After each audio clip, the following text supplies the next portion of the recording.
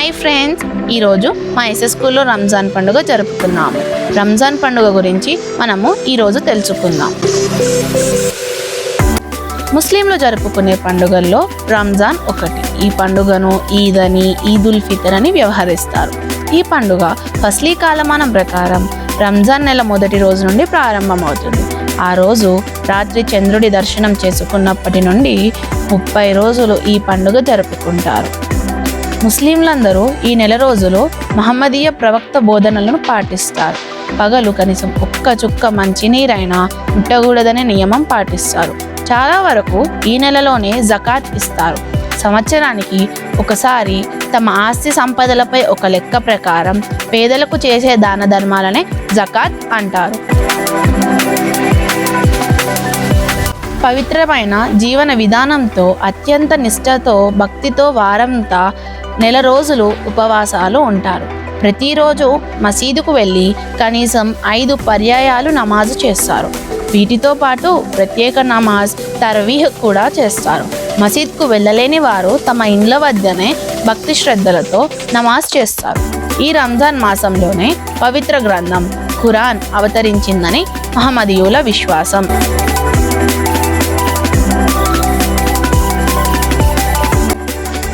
రంజాన్ మాసంలో తెల్లవారుజామున 4 గంటలకే నిద్రలేస్తారు. కాలకృత్యాలు తీర్చుకుంటారు.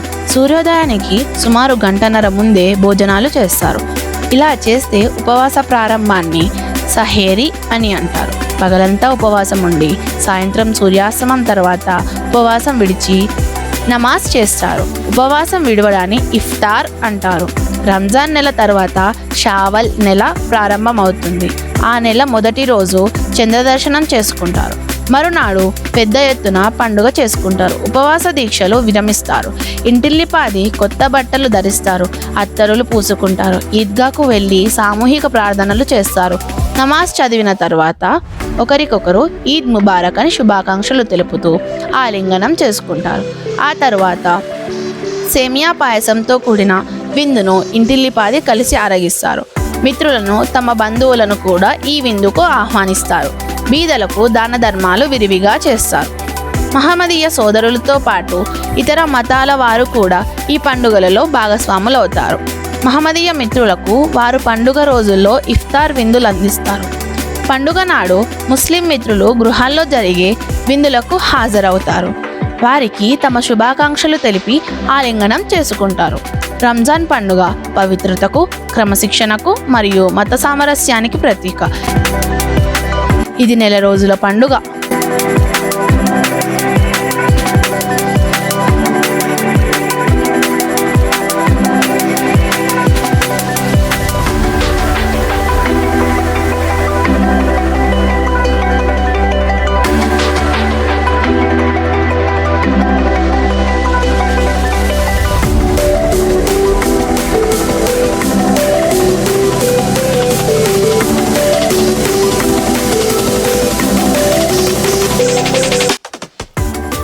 సేమియా ఎలా చేయాలో తెలుసుకుందాం. కావాల్సిన పదార్థాలు: జీడిపప్పు, బాదం పప్పు, కిస్మిస్, వాటర్ మిలన్ సీడ్స్, పాలు, నెయ్యి, చిరంజి, ఇలాచి పొడి, చక్కెర.